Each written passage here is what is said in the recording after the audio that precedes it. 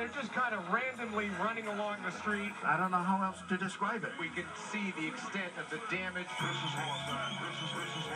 Wednesday, April 29th, 1992, and the city of Los Angeles is erupting. You've got hundreds of people who have been going in and out of this store. We can hear CHP officers just pulling up to the scene right now. For nearly 6 days, the L.A. area would be burned and looted following an acquittal in the Rodney King beating case. 4 LAPD officers walked away from a Simi Valley courtroom that afternoon, and within minutes, angry crowds began to gather. Downtown at Parker Center, hundreds of people stormed the main entrance, while in South Central, rock and bottle throwers were attacking motorists and taking over the intersection of Florence and Normandy.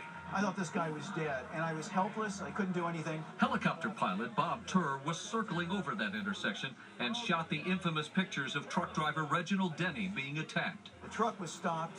The driver was pulled out of the vehicle, dragged to the ground, and viciously beaten. First with kicks and punches, then with a thrown brick to the head. He takes it, and just like a baseball pitcher, pitches it right into the head of Reginald Denny. It was the worst experience imaginable. Literally seeing somebody killed before my very eyes. Retired LAPD Lieutenant Ricky Banks grew up near Florence and Normandy and was on patrol as the chaos and the hostility began to spread. I knew people were angry. I knew people were upset.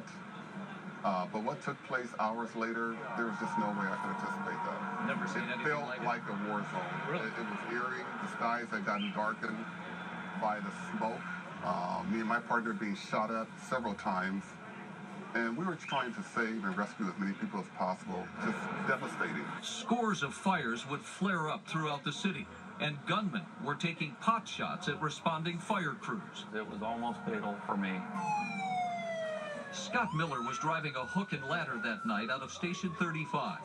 Near 37th and Western, he was hit by a bullet fired from a passing car. It struck me in the cheek. I was looking over my right shoulder, and it followed along my jawbone, entered into my neck, severed my carotid artery. I dropped face first onto the steering wheel. Miller's life would be saved by the quick actions of his crew.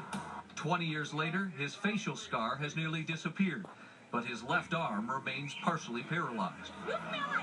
The lack of a substantial police presence would give rioters control of the streets in many neighborhoods. My fellow citizens. Despite a plea for calm from Mayor Bradley, residents and merchants in Koreatown would actually arm themselves and stand guard against roaming mobs. As police reinforcements finally arrived on day 2, Armored personnel carriers coming south on Figueroa. Bradley would call for a dusk to dawn curfew. Can we all get along? Can we get along?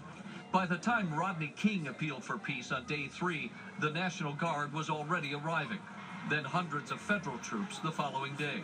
Before it was over, the death toll would soar past 50. 1,100 structures would burn, and the city would suffer nearly $1 billion in damage. A time we won't